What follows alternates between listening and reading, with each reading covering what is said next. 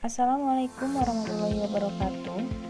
Kami dari kelompok E Perbankan kelas H akan menjelaskan mengenai peran SDM pada bisnis perbankan. Pertama, pendahuluan. Perkembangan perbankan dan kesuksesan perbankan diperoleh melalui peran yang dimiliki oleh manusia dalam mencapai tujuan yang telah direncanakan. Nah, dalam poin ini berarti sumber daya manusia itu memiliki peran penting dalam mencapai suatu tujuan. Karena sumber daya manusia itu sebagai penggerak dari suatu organisasi atau perusahaan, yang dalam hal ini adalah perbankan. Perekrutan sumber daya manusia perbankan dilakukan secara ketat dengan melihat tantangan perbankan di era revolusi industri 4.0 yang dihadapkan pada inovasi-inovasi yang terjadi dalam industri keuangan. Era sekarang merupakan era industri 4.0 di mana sudah banyak terjadi inovasi-inovasi yang terjadi di bidang keuangan tentunya. Oleh karena itu, suatu perusahaan pastinya menetapkan suatu kriteria dan kompetensi yang harus dimiliki oleh calon karyawan. Nah, seperti apa klasifikasi pekerjaan dan kompetensi yang diharapkan oleh calon karyawan perbankan? Yaitu mengenai klasifikasi pekerjaan di perbankan. Yang pertama yaitu direksi. Nah, di mana untuk direksi itu memiliki tugas untuk memimpin dan mengawasi kegiatan bank sehari-hari. Kemudian untuk klasifikasi yang kedua yaitu ada bidang marketing. Nah, di mana untuk bidang marketing sendiri memiliki fungsi sebagai aparat manajemen yang ditugaskan untuk membantu direksi dalam menangani tugas-tugas khususnya yang mencangkup bidang marketing dan pembiayaan. Yang ketiga yaitu ada bidang operasional, di mana untuk bidang operasional sendiri memiliki fungsi sebagai aparat manajemen yang ditugaskan untuk membantu direksi dalam melakukan tugas-tugas di bidang operasional bank. Kemudian untuk klasifikasi yang keempat yaitu ada akun officer. Nah, di mana untuk akun officer ini bisa juga disebut dengan pembina pembiayaan yang memiliki tugas untuk memproses calon debitor atau permohonan pembiayaan sehingga menjadi debitor. Kemudian untuk klasifikasi yang kelima yaitu mengenai customer service. Nah, untuk customer service ini memiliki tugas untuk menerima calon nasabah yang datang langsung kepada bank untuk mendapatkan layanan secara perbankan dan menyampaikan kepada akun officer. Kemudian untuk klasifikasi pekerjaan selanjutnya yaitu ada kas dan teller, di mana memiliki tugas selaku kuasa bank untuk melakukan pekerjaan yang berkaitan dengan penerimaan dan penarikan pembayaran uang. Kemudian untuk klasifikasi selanjutnya yaitu mengenai bagian keamanan dan urusan rumah tangga kantor. Untuk klasifikasi pada bagian ini memiliki tugas untuk mengamankan kekayaan kantor serta pemeliharaannya dan urusan rumah tangga lainnya. Rekrutmen perbankan, di mana menurut Santoso pada tahun 2019, rekrutmen merupakan suatu proses pengumpulan calon pemegang jabatan dalam proses pembukaan calon pegawai yang sesuai dengan rencana pegawai untuk menduduki suatu jabatan dalam perusahaan atau perbankan. Nah, di mana untuk tujuan rekrutmen perbankan sendiri itu agar mendapatkan tenaga kerja yang tepat bagi suatu jabatan tertentu sehingga orang tersebut mampu bekerja secara optimal dan mampu bertahan dalam perusahaan untuk waktu yang lama. Nah, untuk rekrutmen sendiri itu terdapat dua metode yang biasanya diterapkan oleh kegiatan perbankan. Nah, untuk metode yang pertama yaitu metode tertutup, terus kemudian yang kedua ada metode terbuka. Di mana untuk metode tertutup sendiri itu biasa juga disebut dengan metode internal. Metode internal itu merupakan suatu metode rekrutmen ketika penarikan hanya diinformasikan kepada para karyawan atau orang-orang tertentu saja.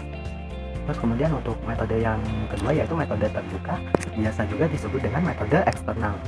Di mana untuk metode eksternal itu merupakan suatu metode ketika penarikan diinformasikan secara luas dengan memasang iklan dalam media massa cetak maupun elektronik. Beberapa tahapan yang biasa dilalui oleh para calon pegawai dalam kegiatan rekrutmen yang dilakukan oleh perbankan.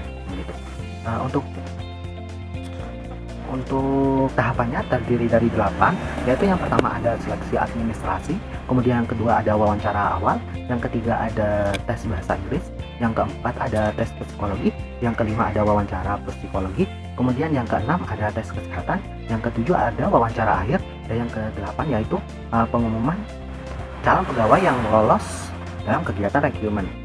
Selanjutnya adalah kompetensi karyawan.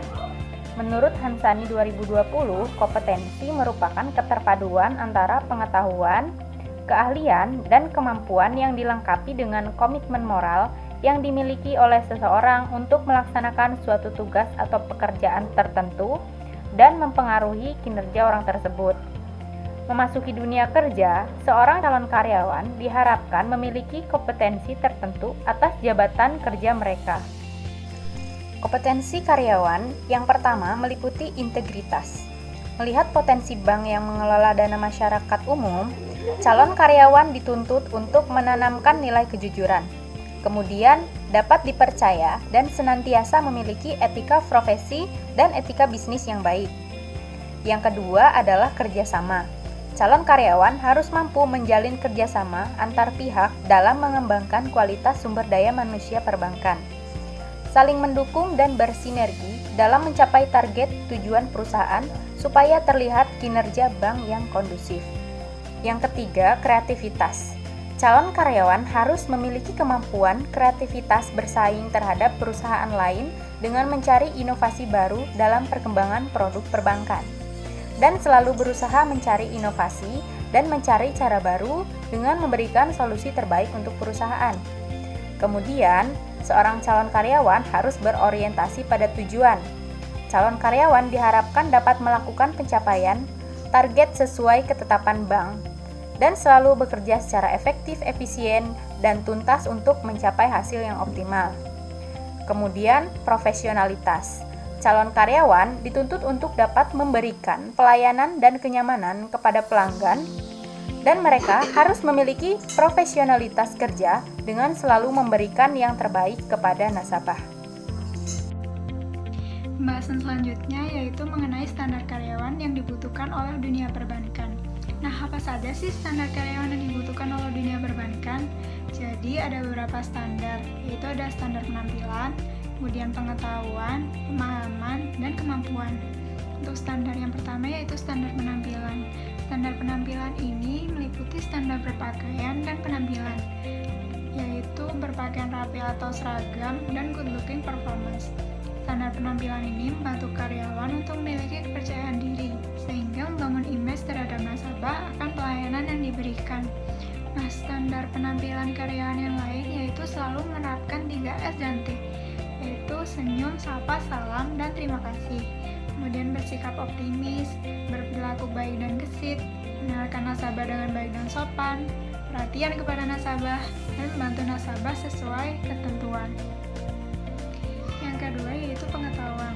Pengetahuan ini meliputi pengetahuan tentang dasar-dasar pelayanan yang sesuai dengan bidang pekerjaan yang akan dihadapinya, termasuk kemampuannya menguasai pengetahuan tentang segala sesuatu yang berhubungan dengan bank.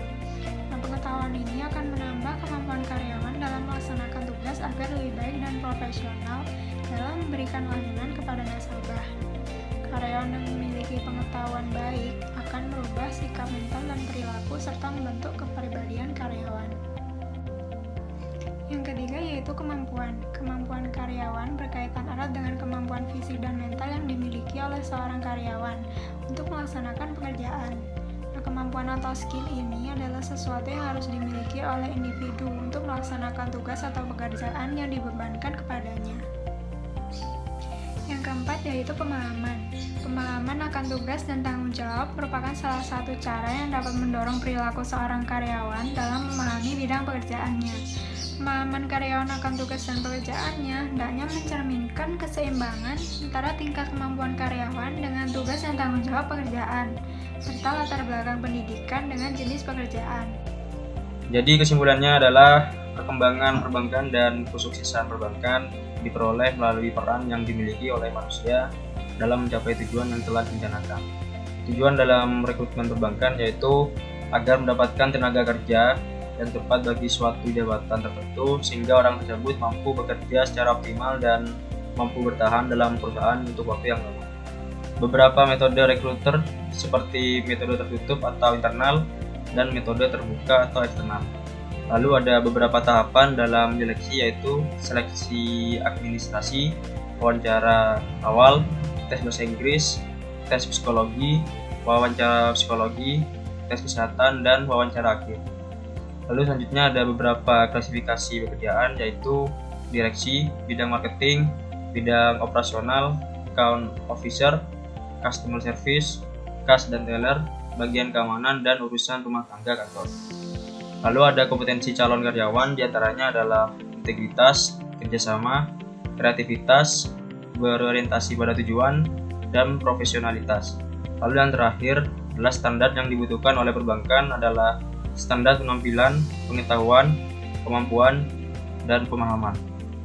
Terima kasih atas perhatiannya. Wassalamualaikum warahmatullahi wabarakatuh. Sampai jumpa.